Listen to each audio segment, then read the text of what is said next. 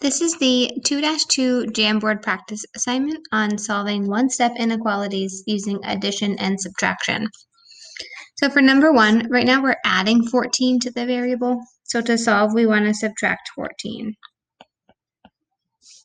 So for the solution, we get b is greater than or equal to negative 20. So now negative 20, that's included in the possible solutions because it's equal to. So it's going to be a closed circle at negative 20 and shaded to the right because it's greater than. For number 2, on the side of the variable, we're adding negative 5, so we want to add positive 5 to undo that negative number. So for a solution, we get v is less than or equal to positive 11. Again, 11 is included in the possible solutions because it's or equal to, and we want to shade to the left because it's all values less than or equal to.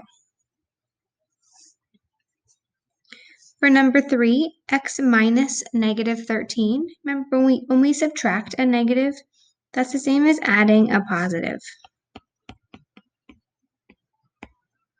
So we have x plus 13 is greater than 0. The inverse operation of adding 13 is subtracting 13. So we get x is greater than negative 13. So now in this case, negative 13 is not included in the possible solutions because it's just all values greater than. So it's going to be an open circle at negative 13, and we're going to shade to the right because it's all values that are greater than negative 13.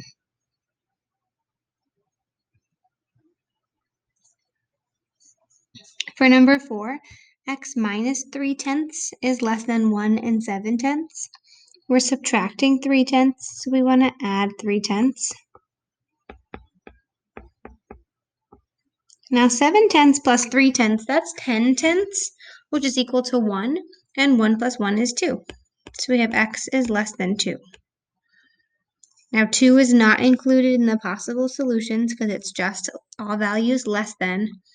So it's going to be an open circle shaded to the left because it's all values less than 2. For number 5, we're going to translate this into an inequality and then solve. The difference between a number y and 9 is fewer than 4. So difference means subtraction. So then the next part will tell us what we're subtracting. We're subtracting y and 9. Is fewer than, that's less than, 4. So there's our inequality. To solve, we're going to add 9 to both sides. And we get y is less than 13.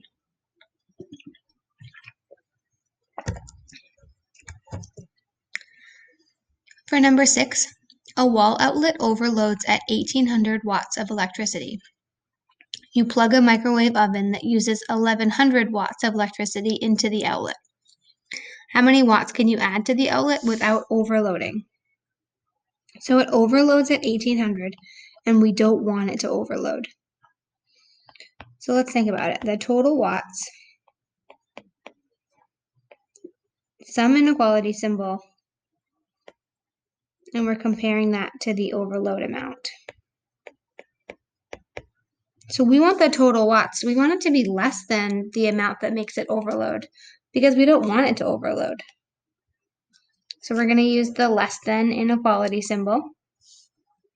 So the total watts, that can be represented, we already have 1100. We want to find what we can add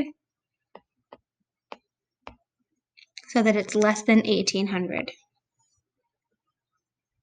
There's the inequality symbol that represents the situation. And now let's solve. So we want to subtract 1100 from both sides.